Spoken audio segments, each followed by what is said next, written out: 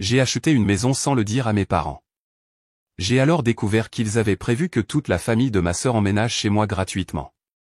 Je suis Catherine, 32 ans, d'une petite ville de province française, et j'ai l'impression d'avoir passé la majeure partie de ma vie dans l'ombre de ma sœur aînée, Anne. Elle a 3 ans de plus que moi et, laissez-moi vous dire, elle a toujours été la préférée. Vous savez le genre, intelligente, sociable et capable de se tirer de n'importe quelle situation par son charme. Pendant ce temps, j'étais la personne responsable, ce qui, apparemment, est juste un code pour celle qui fait tout le travail et ne reçoit aucun crédit. En grandissant, Anne a toujours eu le meilleur de tout. Ses anniversaires étaient d'énormes fêtes dans le jardin avec des châteaux gonflables et des promenades à poney, les miens, une fête pizza dans la salle à manger avec un gâteau de la boulangerie du supermarché. À Noël, Anne a eu la maison de rêve Barbie, j'ai eu une imitation d'occasion avec un ascenseur manquant. Mes parents disaient simplement, tu n'as pas besoin de toutes ces choses sophistiquées, sois reconnaissante pour ce que tu as, Catherine. Et je l'étais. Je ne pouvais simplement pas m'empêcher de remarquer que la gratitude d'Anne n'était jamais exigée de la même manière. Mais la vraie fracture est apparue quand je suis entré à l'université. J'avais travaillé d'arrache-pied au lycée, jonglant avec les matières à options exigeantes et les activités parascolaires pour maintenir une moyenne élevée. J'avais été accepté dans une université locale et je pensais avoir un plan solide, je ferais la navette depuis la maison pour économiser sur les frais de dortoir. Anne était allée dans l'école de ses rêves et mes parents avaient tout payé. Je pensais qu'ils m'aideraient aussi, n'est-ce pas? Faux. Quand j'ai évoqué mon projet de vivre à la maison, ma mère m'a regardé comme si je venais de suggérer de déménager sur Mars. Si tu restes ici, tu devras contribuer, a-t-elle dit d'un ton neutre. Anne a eu une bourse complète de notre part parce qu'elle le méritait. Toi, tu dois apprendre la responsabilité. Je n'arrivais pas à y croire. J'avais 18 ans, j'allais commencer l'université, et il parlait déjà de moi qui paierais un loyer. Contribuer, c'est avéré être 400 € par mois pour le loyer et les charges, et bien sûr, on s'attendait à ce que j'achète mes propres courses. Cela ne semble pas beaucoup, jusqu'à ce que vous soyez une étudiante de première année fauchée, travaillant à temps partiel dans une librairie pour 9 € de l'heure. J'ai essayé de discuter. Je leur ai rappelé comment ils avaient tout payé pour Anne, comment elle n'avait jamais eu à se soucier de l'argent à l'école. Maman a juste haussé les épaules, nous avons donné à Anne ce dont elle avait besoin, a-t-elle dit. Tu es différente, tu es indépendante, tu t'en sortiras. Alors, je l'ai fait. J'ai pris autant d'heures que possible à la librairie, sautant parfois des repas pour joindre les deux bouts. Chaque matin, je passais devant le café du campus, enviant les étudiants qui pouvaient s'offrir des lattes et des pâtisseries, pendant que moi, je mangeais des sandwichs au beurre de cacahuètes et à la confiture que j'avais apportée, et je buvais le café gratuit de la salle de repos de la librairie. Je ne crois pas avoir acheté un seul manuel scolaire au prix fort. Je les ai tous eus d'occasion ou empruntés à la bibliothèque. Chaque mois, je remettais les 400 € à mes parents, pendant qu'Anne était dans son école hors de l'État, logée dans une résidence universitaire flambant neuve que mes parents avaient payée. Elle m'a appelé une fois pour se plaindre que la climatisation de sa chambre n'était pas assez froide, et j'ai failli perdre patience. Je n'avais même pas de climatisation dans ma voiture parce que je n'avais pas les moyens de la faire réparer. Mes parents envoyaient toujours de l'argent de poche à Anne chaque mois. J'ai entendu maman une fois au téléphone dire « Nous ne voulons pas qu'elle galère, l'université est déjà assez difficile. » Je restais là, dans la cuisine, tenant mes nouilles ramen à 1 €, me demandant pourquoi aucune de cette compassion ne s'étendait à moi. Pour aggraver les choses, mes parents ne cessaient de louer les réussites d'Anne. Elle a obtenu une moyenne de 3,2 dans son programme de communication, et ils lui ont organisé une énorme fête de remise de diplôme avec un buffet traiteur et un DJ. Quand j'ai obtenu mon diplôme avec une moyenne de 3,9 et une licence en informatique, nous avons eu un dîner tranquille à la maison. Maman a fait des lasagnes et a dit « Eh bien, nous ne voulons pas faire d'histoire. » Avec le recul, je pense que ce qui m'a le plus blessé n'était pas le manque d'aide financière, mais le message clair que je n'avais pas autant d'importance. Anne était toujours présentée comme la star, celle avec du potentiel, tandis que j'étais juste là. Même quand je réussissais, c'était minimisé. Catherine est intelligente, elle n'a pas besoin d'aide, disait-il. C'était comme si être capable était une malédiction. Après l'université, j'ai déménagé dès que j'ai pu. J'ai trouvé un petit appartement près de mon premier emploi et j'ai commencé à construire ma vie selon mes propres termes. Ce n'était pas facile, mais ça faisait du bien d'être enfin libéré de leurs attentes. J'ai travaillé dur, vécu frugalement et commencé à épargner. Pendant ce temps, Anne a épousé Julien, que mes parents adorent, malgré le fait qu'il est toujours entre deux emplois.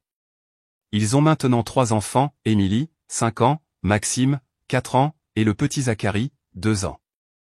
Mes parents les tirent constamment d'affaire.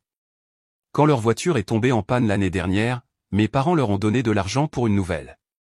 Quand Anne s'est plainte du stress de s'occuper de 3 enfants, papa et maman ont proposé de garder les enfants tous les week-ends. J'aimerais pouvoir dire que ça ne me dérange plus, mais si. Peu importe ce que j'accomplis par moi-même, j'ai l'impression que je serai toujours deuxième derrière Anne. C'est pourquoi je ne raconte plus grand-chose de ma vie à ma famille. Je sais qu'ils ne s'en soucieraient pas vraiment.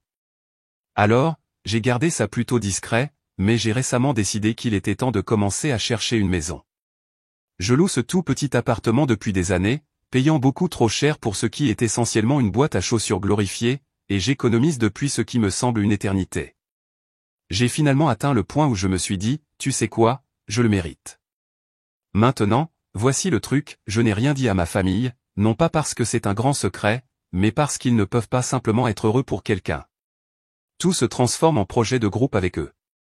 Si j'en parlais, je savais qu'ils commenceraient à ramener tout à Anne et à ses enfants, et à comment tout ce que j'obtiendrais devrait d'une manière ou d'une autre leur être bénéfique.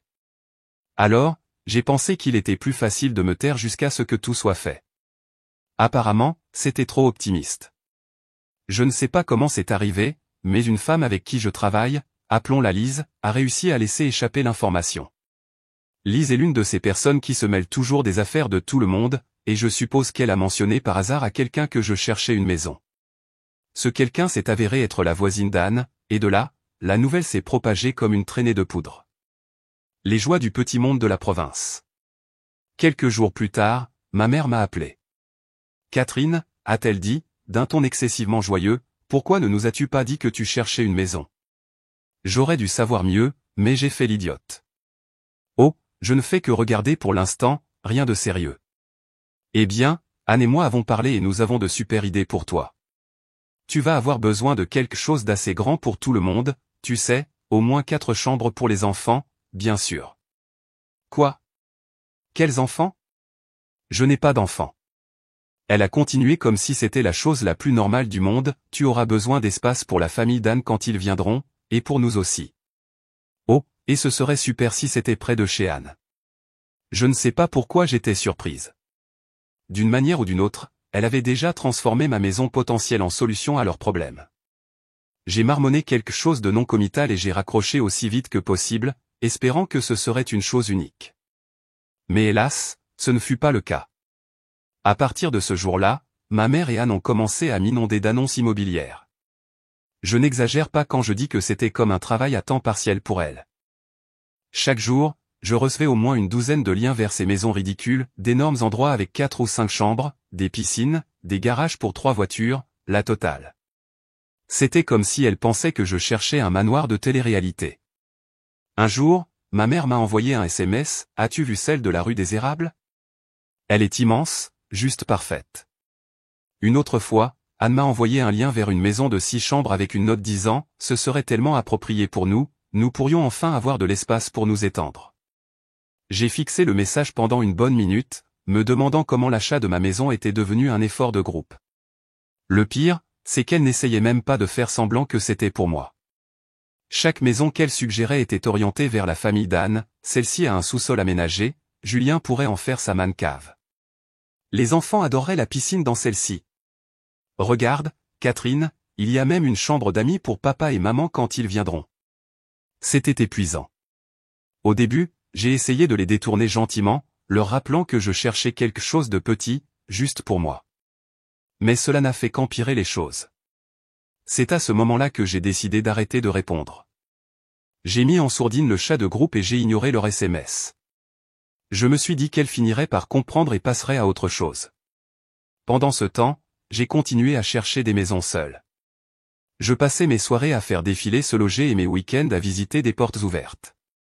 Je ne disais à personne où j'allais et je m'assurais d'éviter tout ce qui était même de loin proche du quartier d'Anne.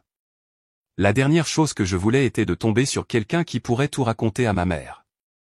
Après des semaines de recherche, j'ai finalement trouvé la perle rare, un petit cottage de 2 chambres juste en dehors de la ville. Il avait tout ce que je voulais, une petite véranda confortable, une cuisine ensoleillée et un jardin assez grand. Ce n'était pas luxueux, mais ça ressemblait à la maison dès que j'ai franchi la porte. Je savais que c'était la mienne. J'ai fait une offre et, quelques jours angoissants plus tard, elle a été acceptée. Je ne peux même pas décrire à quel point cela faisait du bien. Pour une fois dans ma vie, je faisais quelque chose entièrement pour moi-même, sans l'avis de personne d'autre. Bien sûr, je n'ai rien dit à ma famille. Je me suis dit que je les laisserais continuer à envoyer leurs suggestions, utiles, pendant que je progressais tranquillement. Mais ensuite, ma mère m'a appelé de nulle part et a dit « On dîne le week-end prochain, tu viens, n'est-ce pas ?» J'ai failli dire non, mais ensuite je me suis dit « Tu sais quoi, réglons ça. » Alors, je vais à ce dîner et je sais déjà à quoi ça va ressembler. Ils auront probablement une présentation PowerPoint complète prête. Voici la partie amusante, je compte lâcher la bombe que j'ai déjà acheté une maison. Et je ne vais pas mâcher mes mots non plus. J'entends déjà les halètements dramatiques et les plaintes. Merci d'être resté. Je vous mettrai au courant après le dîner. Mise à jour 1. Salut encore Reddit. Tout d'abord, je tiens à vous remercier pour tous les commentaires et conseils sur mon dernier post. J'en ai lu la plupart et c'était à la fois révélateur et hilarant. Beaucoup d'entre vous ont dit qu'ils n'arrivaient pas à croire à quel point ma famille semblait avoir des droits, et croyez-moi, je ressens la même chose. D'autres ont mentionné comment ils avaient géré des situations similaires et, honnêtement, c'est réconfortant de savoir que je ne suis pas la seule à traverser ce genre de choses. Quoi qu'il en soit, j'avais promis de vous donner des nouvelles après le dîner, alors allons-y, attachez vos ceintures, car il y en a eu beaucoup. Je me suis présenté chez mes parents samedi dernier, exactement à 18 h, essayant de me préparer mentalement à n'importe quelle absurdité qu'ils allaient me lancer. Dès que je suis entré, c'était déjà le chaos. Les enfants d'Anne couraient partout en criant, Julien était avachi sur le canapé à regarder la télévision, et ma mère s'affairait dans la cuisine. Elle a jeté un coup d'œil et a dit, « Oh, bien, tu es à l'heure pour une fois. » Un bon début, n'est-ce pas? Nous nous sommes assis pour dîner et, au début, ce fut la petite conversation habituelle. Papa s'est plaint du prix de l'essence, Julien a râlé à propos de quelque chose au travail, et Anne geignait à quel point c'était difficile de gérer 3 enfants. Zacharie n'arrête pas de se réveiller au milieu de la nuit, a-t-elle dit en se servant des pommes de terre en purée dans son assiette. Nous sommes tellement à l'étroit, j'ai l'impression de devenir folle. Je savais où cela allait, mais j'ai fait semblant, hochant la tête avec sympathie tout en me concentrant sur mes lasagnes. Puis ma mère s'est raclé la gorge de la manière qu'elle a quand elle est sur le point de faire une annonce. Catherine, a-t-elle dit avec ce sourire exagéré, nous avons discuté et nous pensons avoir trouvé la maison parfaite pour toi. J'ai failli m'étouffer avec mon eau. Bien sûr, elles étaient venues armées d'un plan. Oh, ai-je dit, en gardant ma voix aussi neutre que possible.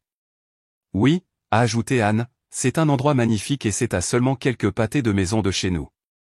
Il a 5 chambres, un immense jardin pour les enfants et même une suite d'invités. Maman a enchaîné avant que je puisse répondre, c'est parfait pour tout le monde. Il y a assez d'espace pour que les enfants aient enfin leur propre chambre et Julien pourrait même installer un bureau. De plus, c'est dans un si bon quartier, proche de bonnes écoles.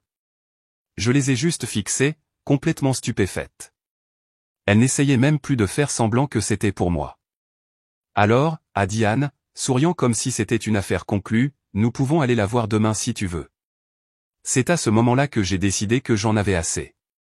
En fait, ai-je dit en posant ma fourchette, j'ai déjà acheté une maison. La pièce est devenue silencieuse. Même les enfants ont arrêté de faire du bruit. Quoi, a dit maman, la voix sèche. J'ai acheté une maison, ai-je répété. C'est un petit cottage de 2 chambres juste en dehors de la ville. C'est parfait pour moi. Pendant une seconde, j'ai cru qu'il serait peut-être heureux pour moi. Puis le visage de maman est devenu rouge et la mâchoire d'Anne a pratiquement touché le sol. Un cottage, a finalement dit Anne, son ton dégoulinant d'incrédulité. Comment sommes-nous censés tenir dans un cottage? Vous ne tenez pas, ai-je dit, parce que c'est ma maison. Je l'ai achetée pour moi. Maman a enchaîné avant qu'Anne ne puisse répondre, Catherine, comment as-tu pu prendre une décision aussi importante sans nous consulter? Nous avons travaillé si dur pour te trouver l'endroit parfait. Non, ai-je dit, essayant de garder mon calme, vous avez travaillé dur pour trouver l'endroit parfait pour Anne et sa famille. Je n'avais pas besoin de votre aide. Je savais ce que je voulais et je l'ai acheté. La voix d'Anne est devenue aiguë, comme si elle était sur le point de pleurer, mais nous avons besoin de ça, Catherine. Sais-tu à quel point c'est dur pour nous dans ce tout petit appartement? Émilie et Maxime doivent partager une chambre et le lit de Zacharie est dans notre chambre. Ce n'est pas juste pour les enfants. J'ai pris une grande inspiration, essayant de ne pas craquer. Ce n'est pas mon problème, Anne. J'ai travaillé dur pour en arriver là et je ne vais pas abandonner la maison de mes rêves pour résoudre votre situation. C'est à ce moment-là que papa a décidé d'intervenir. Il a claqué la main sur la table et a dit, « Tu es égoïste, Catherine. La famille est censée s'entraider. Qu'est-ce qui ne va pas chez toi ?» Je me suis levé, le cœur battant. Je ne suis pas égoïste. Je me défends enfin, et si cela fait de moi la méchante à vos yeux, qu'il en soit ainsi. La pièce a explosé dans le chaos. Anne pleurait, maman criait qu'elle m'avait mieux élevé, et papa fulminait à quel point il était déçu. Julien est resté là, mangeant de la nourriture comme si rien de tout cela ne se passait. J'ai attrapé mon sac à main et me suis dirigé vers la porte. Maman m'a suivi, criant, « Tu ne peux pas juste abandonner ta famille comme ça. » Je me suis retourné et j'ai dit, « Regardez-moi faire. » Puis je suis monté dans ma voiture et je suis rentré chez moi, tremblant d'un mélange de colère et de soulagement. J'ai l'impression d'avoir enfin pris position, mais maintenant je me prépare à toutes les conséquences qui vont suivre. Alors oui, voilà où en sont les choses. Je vous ferai savoir ce qui se passe ensuite. Merci encore pour tout votre soutien, vous n'avez aucune idée à quel point cela m'a aidé. Mise à jour 2. Salut encore Reddit. Merci beaucoup pour tout votre soutien et vos commentaires après ma dernière mise à jour.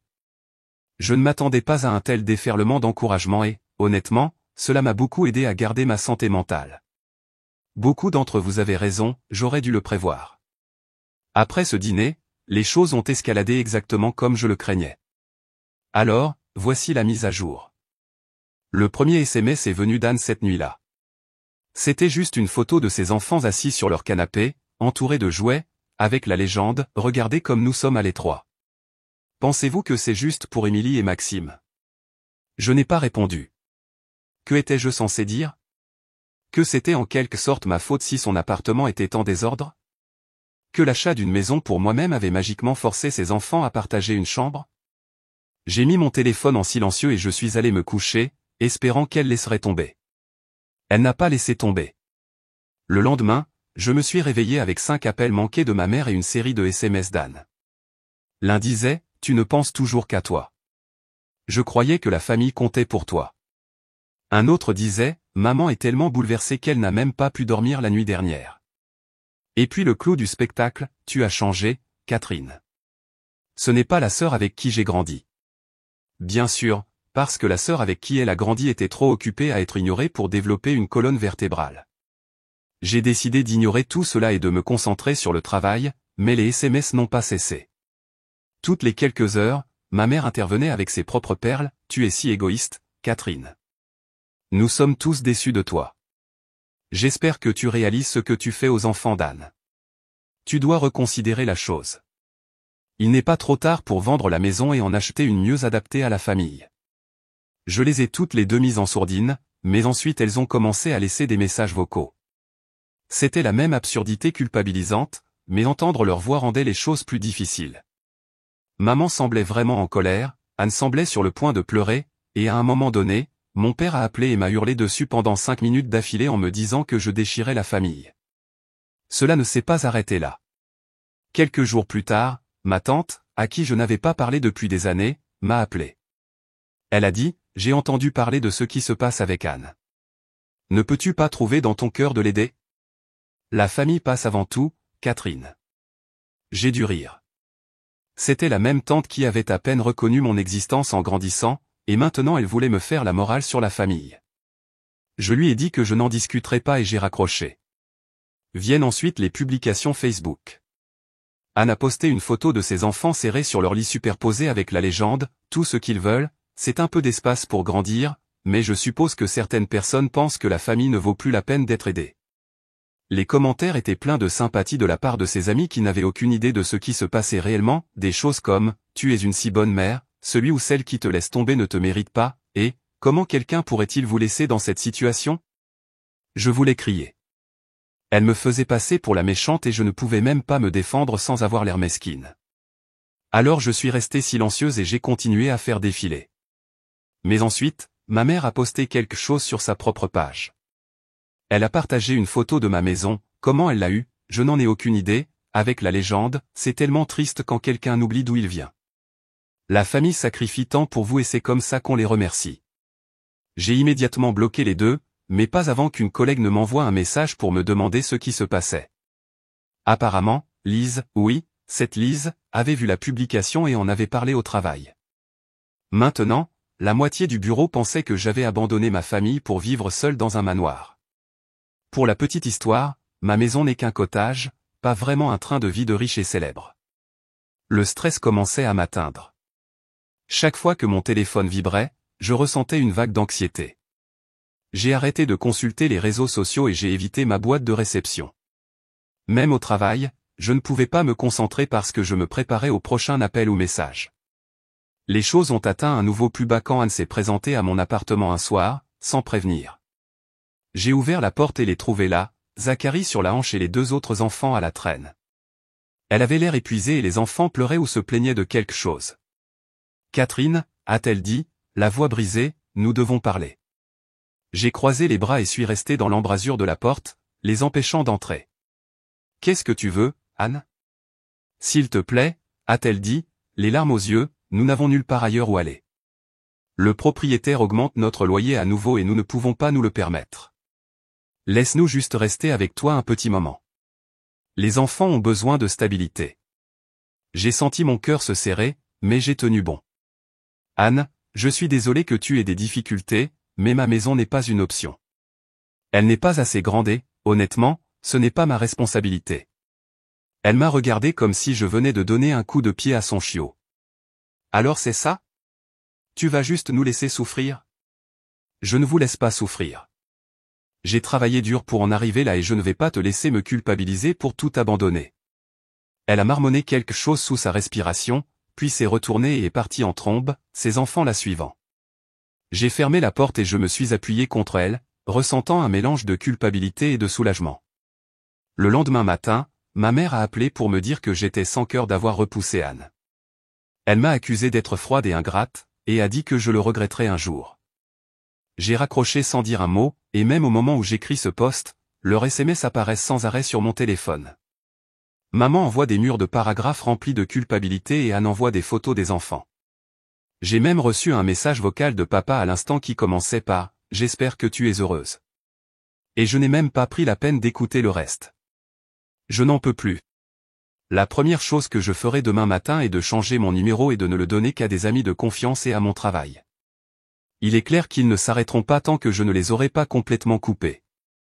Je m'occuperai des réseaux sociaux en renforçant mes paramètres de confidentialité et en bloquant quiconque pourrait essayer de jeter de l'huile sur le feu, mais ce sera pour plus tard.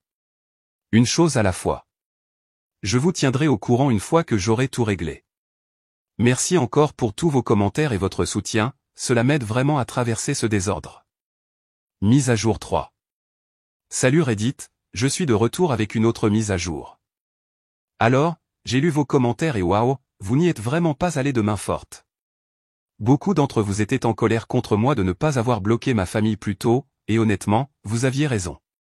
Après avoir changé de numéro, je les ai bloqués partout, Facebook, Instagram, même les parents éloignés qui auraient pu essayer de servir de médiateurs. Ça a fait tellement de bien de couper enfin les ponts. Mais bien sûr, il n'a pas fallu longtemps pour que les choses redeviennent compliquées. J'aurais dû savoir que la paix ne durerait pas.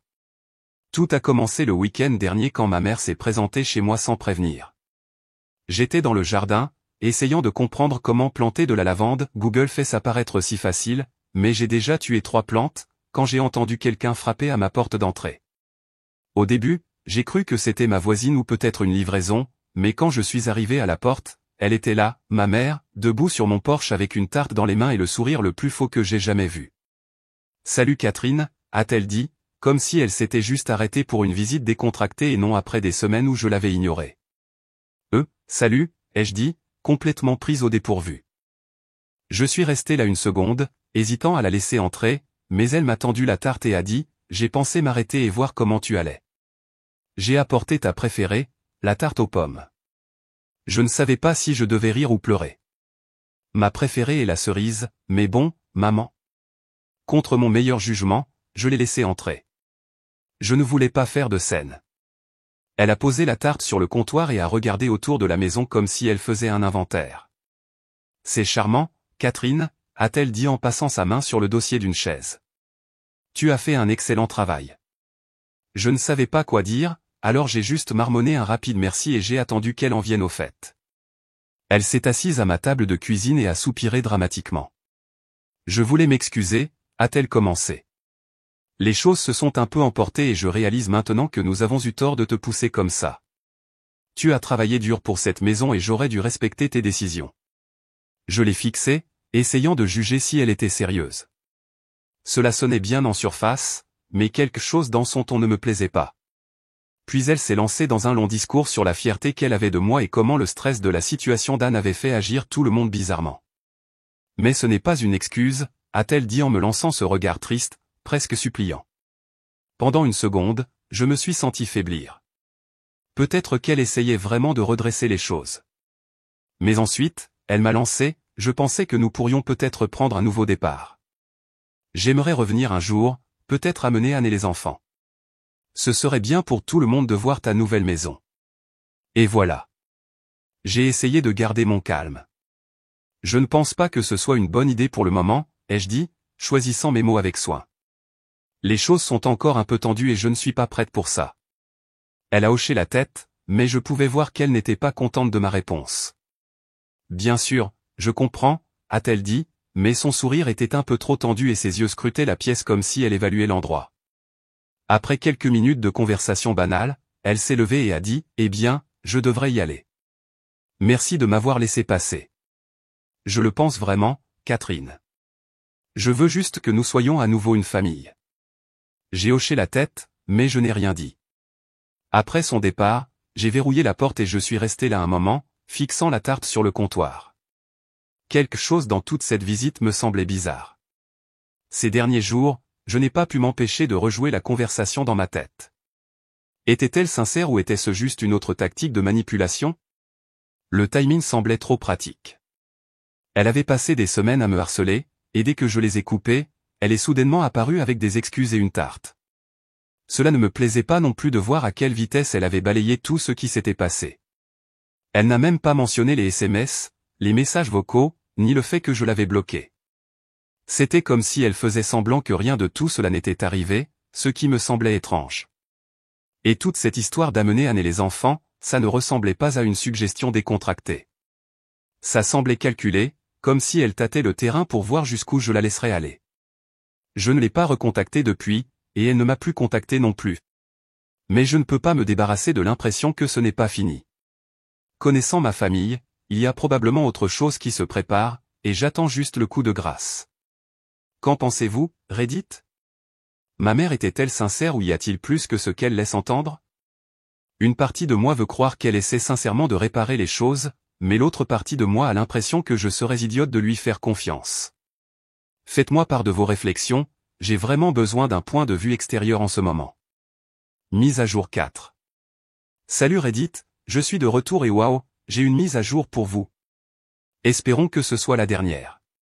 J'aimerais pouvoir dire que les choses se sont calmées, mais au lieu de cela, tout est passé de légèrement irritant à complètement fou. Je ne sais même pas par où commencer, mais disons simplement que j'en ai officiellement fini de donner le bénéfice du doute à ma famille. Vous vous souvenez que ma mère est passée avec ses excuses et une tarte? À l'époque, je vous avais dit que j'avais un mauvais pressentiment à ce sujet. Il s'avère que mon instinct avait raison. Quelque chose dans sa visite ne me plaisait pas, mais je ne pouvais pas comprendre pourquoi. Elle semblait beaucoup trop intéressée par chaque détail de ma maison, des serrures aux portes à la disposition des pièces. À l'époque, j'avais mis ça sur le compte de sa curiosité, mais maintenant je réalise que cela faisait partie d'un plan plus vaste. Quelques jours après sa visite, j'ai continué ma semaine comme d'habitude. Le travail était intense, alors j'étais principalement retranché dans mon nouveau bureau à domicile, concentré sur les échéances. Je ne pensais pas beaucoup à ma famille. Les choses étaient calmes depuis la visite, et je pensais qu'elles allaient enfin me laisser tranquille. Puis est arrivé le samedi. J'étais sorti faire des courses le matin, juste le nécessaire, l'épicerie, un arrêt chez Carrefour et la récupération d'un colis à la poste.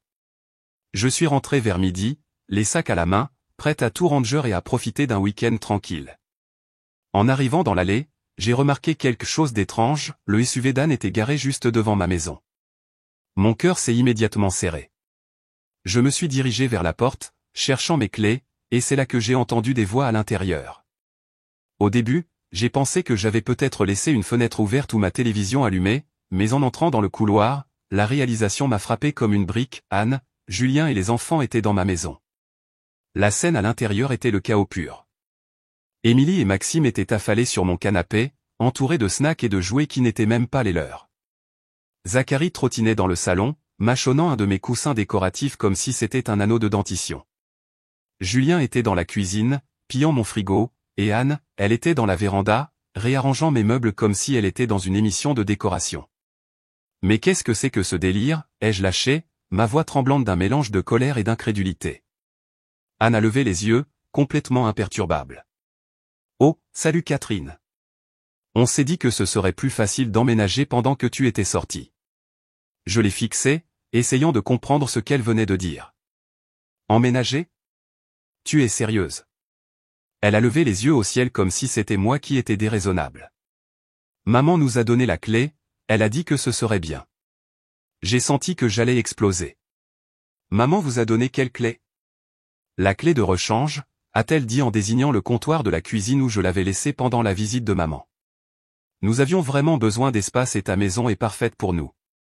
Elle aurait pu être plus grande si tu nous avais écoutés, mais ça fera l'affaire.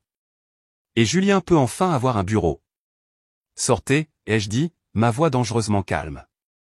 Catherine, ne sois pas comme ça, a ajouté Julien, appuyé contre mon frigo avec un sandwich. Tu es célibataire, tu n'as pas besoin de tout cet espace. Cette maison a beaucoup plus de sens pour nous. Je n'arrivais pas à croire ce que j'entendais. Il parlait de ma maison comme si c'était juste une autre des aumônes de mes parents pour Anne. Sortez de ma maison, ai-je répété, plus fort cette fois.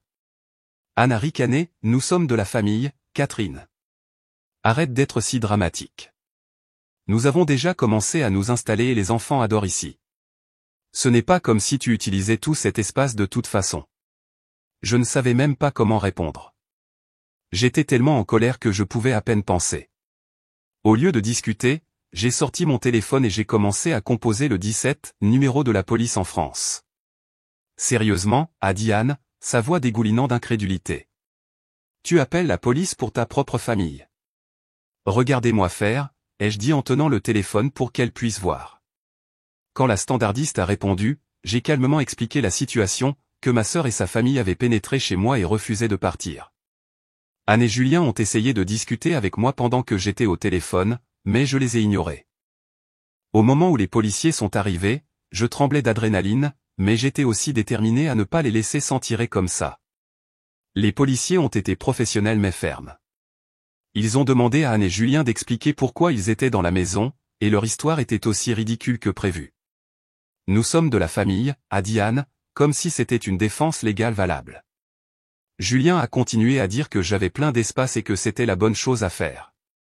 Les policiers n'ont pas accepté. Ils ont dit à Anne et Julien qu'ils violaient la propriété et qu'ils devaient partir immédiatement. Anne a commencé à pleurer, disant qu'elle ne savait pas que c'était grave, et Julien a marmonné quelque chose sur mon égoïsme. Je suis resté silencieuse pendant tout le processus, laissant les policiers gérer la situation. C'était honnêtement satisfaisant de voir Anne et Julien emballer leurs affaires, y compris les snacks qu'ils avaient pillés dans mon garde-manger, et sortir de la porte. Après leur départ, l'un des policiers m'a prise à part et m'a demandé si je voulais porter plainte. J'y ai réfléchi un instant, mais honnêtement, je voulais juste qu'ils partent. J'ai dit à l'agent que je ne voulais pas porter plainte, tant qu'il restait loin de ma propriété. Il a hoché la tête et a dit qu'il déposerait un rapport au cas où quelque chose d'autre se produirait. Une fois qu'ils sont partis, j'ai verrouillé la porte et je suis resté là un moment, assimilant tout. Ma maison me semblait différente maintenant, violée, presque.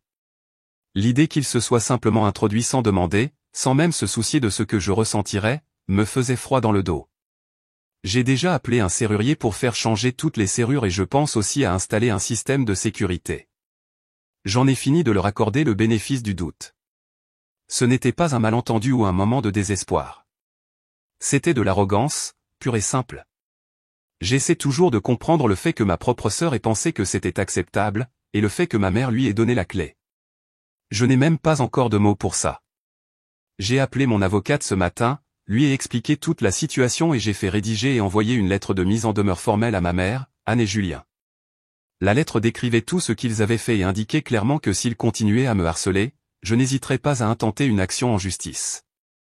Quoi qu'il en soit, voilà où en sont les choses pour l'instant. Je suis toujours furieuse, mais je suis aussi un peu engourdie. Une partie de moi se demande si c'est vraiment fini ou s'ils vont essayer autre chose.